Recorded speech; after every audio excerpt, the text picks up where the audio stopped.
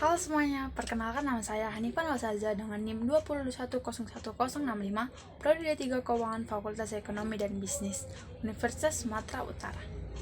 Di sini, saya akan membahas mengenai etiket berkomunikasi di kantor. Sebelumnya, kita perlu mengetahui, apa sih pengertian dari etiket berkomunikasi di kantor itu? Etiket berkomunikasi di kantor adalah sebuah pedoman ataupun aturan dalam berkomunikasi ataupun dalam menyampaikan pesan dari satu orang ke orang lain ataupun dari satu kelompok ke kelompok lain dalam lingkup kantor. Entah informasi itu pesan, ide, gagasan, pendapat, dan masih banyak lainnya. Etiket berkomunikasi di kantor ialah yang pertama, menggunakan bahasa yang formal. Dalam berkomunikasi, yang menjadi sorotan utama yaitu pemilihan bahasa yang digunakan dalam berkomunikasi antar karyawan maupun dengan pimpinan.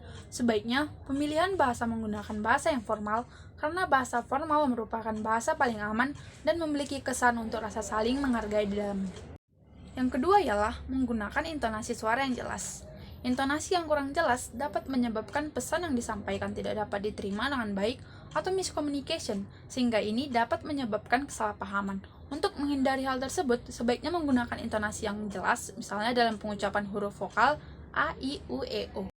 Yang ketiga adalah menghargai lawan bicara. Ketika lawan bicara sedang berbicara, biarkan dia bercerita tentang seluruh informasi yang ingin diberikan. Dengarkan secara seksama agar dapat mengerti apa inti pembicaraannya. Jika lawan bicara sudah selesai berbicara, baru kita bisa mulai berkomunikasi lebih jauh dengannya. Proses komunikasi pun berjalan dengan lancar dengan etiket yang baik. Keempat, bersikap profesional. Bersikap profesional di sini maksudnya adalah dengan tidak mencampurkan masalah pribadi dengan pekerjaan. Saat berkomunikasi di kantor dan akan sama kerja, atasan maupun bawahan, pastikan untuk tidak membawa masalah pribadi ketika sedang membicarakan tentang pekerjaan. Dan yang terakhir, memperhatikan bahasa tubuh dan ekspresi wajah. Menggunakan komunikasi nonverbal yang baik sesuai budaya yang berlaku seperti berjabat tangan, menunduk, dan hormat. Ekspresi-ekspresi tertentu dapat dianggap sebagai suatu tanda bagi lawan bicara, sehingga harus berhati-hati dalam memperhatikan bahasa tubuh dan juga ekspresi wajah dalam berkomunikasi, supaya tidak memunculkan sikap atau ekspresi yang dapat menyinggung lawan bicara ataupun sebaliknya. Lalu ada topik-topik yang sebaiknya dihindari saat berkomunikasi di kantor.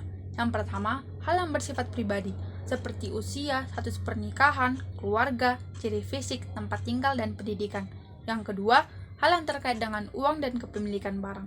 Yang ketiga, hal yang mengandung unsur sara, suku, agama, dan ras. Dan yang terakhir, hal yang terkait dengan cerita yang menyedihkan, penyakit, dan gosip.